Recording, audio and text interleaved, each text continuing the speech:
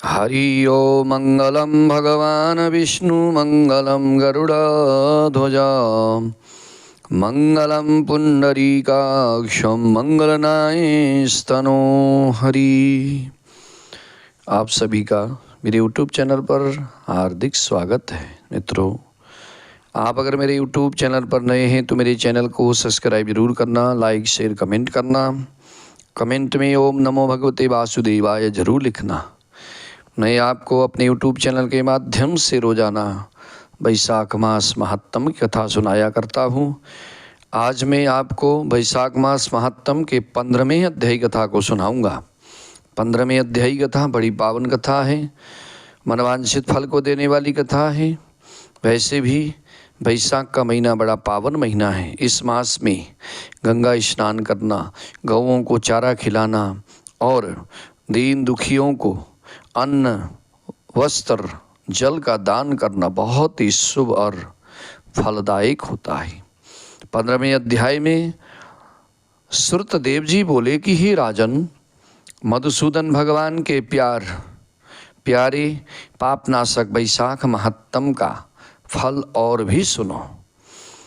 प्राचीन काल में पांचाल देश में पुण्यशील और बुद्धिमान भूरियश का पुत्र पुरुयश रहा करता था।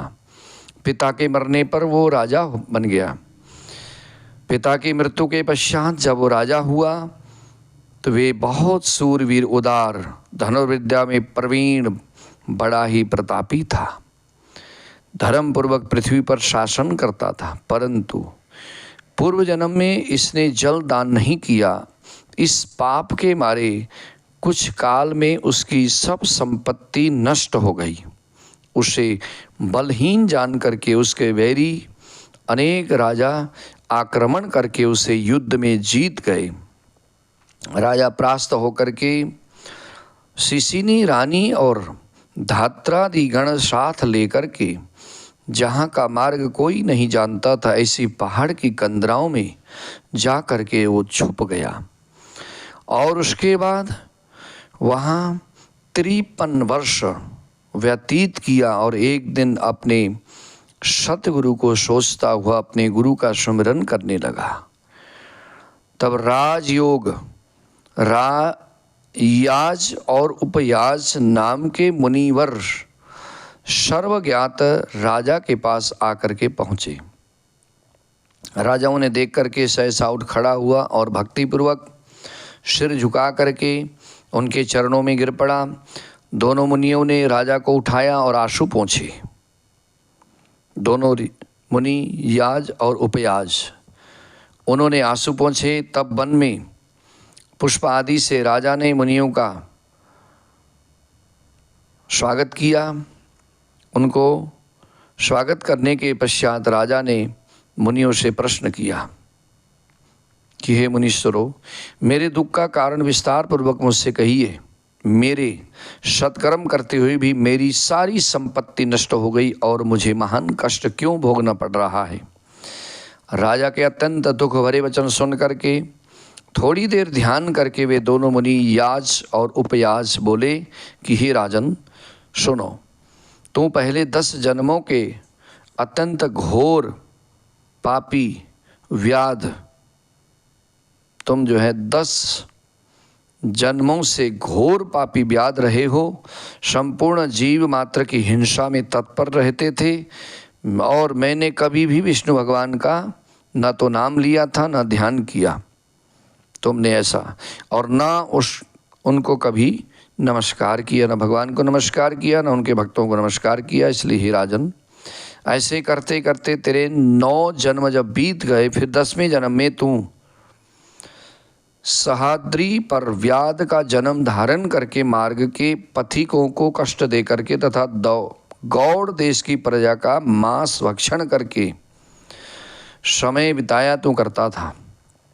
मृग और पक्षियों के छोटे छोटे बच्चों का वध करने के कारण तुझे इस जन्म में संतान नहीं हुई। तुमने बड़ा पाप किया था, तुमने विश्वासघात किया। इसी से जब तुमने पिछले जन्म में, पूर्व जन्म में विश्वासघात किया, इसलिए सहोदर भाई नहीं मिला। तुम्हारे कोई भाई नहीं हुआ। मार्ग में यात्रियों को घोर कष्ट देने से तेरे कोई मित्र नहीं है। साधुओं का तिरस्कार करने से तुझे शत्रुओं ने पराजित कर दिया। कभी दान नहीं दिया, इस दोष से तेरे घर में दरिद्रता आई। सदा उद्योग कराने से तुझे देश निकाला दिया, देश निकलना पड़ा। सबका हित करने से तुझे अत्यंत दुसह दुख भोगने पड़े। असहनीय दुख तुझे इसलिए भोगना पड़ा, तुमने सबका अहित किया। सदा क्रूर कर्म करने से भोजन भी नहीं मिलता है। इन सभी कर्मों के द्वारा इस जन्म में तेरा राज्य छिन गया।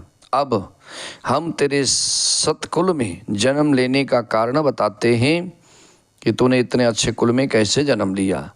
जब 10वें जन्म में तू गौड़ देश में था, तब पथिकों को, आने जाने वाले राहगीरों को कष्ट दिया करता था। एक दिन कंटकमय वन में 2 वैश्य और कर्षण नामक मुनि वहाँ आए, जिनमें से एक वैश्य को तूने मार डाला और उसका सब धन छीन लिया, और दूसरा अपनी जान बचा करके अपने धन को कहीं लता पत्राओं में फेंक गया। और कर्षण मुनि भी अपनी मृत्यु के डर से धूप में भागे तो तृषा और धूप से व्याकुल होकर मूर्छित होकर के ऋषि गिर पड़े। तब तूने वैसे धन कहाँ पटक गया है ये जानने के लिए कि जो एक वैश्य को तुमने मार दिया, उसका धन छीन लिया, दूसरा वैश्य कहाँ होगा, ऐसा तूने सब सोच करके कहाँ फेंक करके चला गया होगा, ये जानने के लिए तुमने कर्षण नाम के जो मुनि थे, उन मुनि के कानों में फूंक मारी तथा कृमि और कीचड़ मिले हुए गड्ढे में से भी जल से उनके नेत्र धोए और पंख से हवा करने लगा। तुमने जो है पत्तों से हवा की। मुनि ने स्वस्थ चित्त हो जाने पर और तेरे पूछने पर वैश्य का धन पेड़ों के बीच में फेंक करके भाग जाने की बात तेरे से कह दी। तब तो मुनि को सुखपूर्वक चले जाने को कह करके गहन वन में चला गया। यद्यपि तुमने अपना कार्य सिद्धि करने के लिए मुनि की रक्षा तो की, तब फिर भी उस पुण्य के प्रभाव से, हालांकि तुमने जान करके किया परंतु अपने स्वार्थ के लिए किया, मुनि की रक्षा की थी, तभी उस पुण्य के प्रभाव से तेरा जन्म महापुण्यवान विशाल राजवंश में हुआ। ऐसे पुण्यवान विशाल राजवंश में तेरा जन्म होने का कारण यही है कि तुमने एक ऋषि की जान बचाई। अब यदि तेरी इच्छा सुख, राज्य, संयुग, मुक्ति आदि प्राप्त करने की है तो तू इस माधव नाम के वैशाख महीने में, इस वैशाख के महीने में तू अक्षय तृतीया के दिन व्याई हुई गौ ब्राह्मण को दान दे दे। समी, छत्री, प्रतिमा दान कर, प्याव लगवा, स्नान कर, माधव भगवान का पूजन कर, और इन वैशाख के धर्मों के करने से तेरी विजयी होकर के साम्राज्य की दोबारा प्राप्ति होगी और सब सुख भोगेगा और इस तरह से सुख भोग करके और अपने समान पुत्र को प्राप्त करेगा तथा सब लोग तेरे वश में होंगे। साथ ही विष्णु भगवान के साक्षात तुझे दर्शन होंगे। और ऐसे कुल पुरोहित दोनों ब्राह्मण याज और उपयाज राजा को समझा बुझा करके अपने घर को चले गए। तब राजा ने अपने पुरोहितों की आज्ञा के अनुसार अपनी बची हुई सेना को संग लेकर के अपने संपूर्ण कुटुंब सहित पांचाल नगरी में प्रवेश किया और वैशाख के सभी धर्मों को करने लगा। जब वैशाख का महीना आया तो सारे पुण्य कर्म, स्नान, ध्यान, भगवान की पूजा, हवन यज्ञ और प्यासे को पानी, भूखे को अन्न, ये सब वैशाख के महीने में राजा शुभ कर्मों को करने लगा। जब राजाओं ने फिर चढ़ाई कर दी तब घोर संग्राम करके और उन सभी को जीत करके उसने अपने राज्य में मिला लिया और 10 अरब घोड़े, 3 कोटि हाथी, 1 अरब रथ, 10 सहस्त्र ऊंट, 3 लाख गधे अपनी पूरी में लाया और सब राजा कर देने लगे। सभी राजा जो है उसको कर देने लगे। सभी को जीत करके उसने जो है उनका अधिष्ठता बन गया। मधुसूदन भगवान की कृपा से वे चक्रवर्ती राजा हुआ तथा उसके 5 पुत्र बड़े गुणवान, शूरवीर और उदार धृष्टकेतु, धृष्टद्युम्न, विजय, चित्रकेतु, मयूरध्वज नाम के बड़े प्रसिद्ध हुए। संपूर्ण प्रजा अनुराग और विश्वास करने लगी। और उसके बाद फिर पंचाल देश का राजा निष्काम चित्त होकर के भगवान मधुसूदन की पूजा के लिए सभी धर्म के कार्य करने लगा। जिस नित्य नैमित्तिक भगवान की पूजा अर्चना करने लगा, जिसने प्रसन्न होकर के मधुसूदन भगवान ने अक्षय तृतीया के दिन चारों भुजाओं में शंख चक्र गदा पद्म पीताम्बर धारण किए, वरमाला पहने, लक्ष्मी के तथा अनुचरों के सहित गरुड़ पर चढ़ करके साक्षात उसको दर्शन दिया। प्रसन्न होकर के भगवान ने अक्षय तृतीया के दिन उसको दर्शन दिया। उनके असहनीय तेज को देख करके राजा ने नेत्र बंद कर लिए। फिर उनके दर्शन करके हर्ष के मारे सब देह में रोमांच खड़ा हो गया, नेत्रों में आंसू गिरने लगे। अत्यंत भक्तिपूर्वक हाथ जोड़ करके शीश झुका करके भगवान की खड़े स्तुति करने लगा।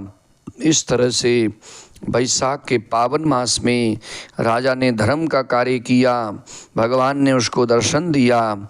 आप भी श्रद्धा भाव से वैशाख महीने में अगर दान करते हैं, दीन दुखियों को, भूखे प्यासों को अन्न दान, जल का दान करते हैं, वस्त्र दान करते हैं, चप्पल जूता दान करते हैं, छतरी का दान करते हैं, जल के भरे घड़े का दान करते हैं, प्याऊ लगाते हैं, गंगा स्नान करते हैं, भगवान शिव की पूजा करते हैं, भगवान श्री विष्णु की पूजा करते हैं, तो इससे भगवान प्रसन्न होते हैं।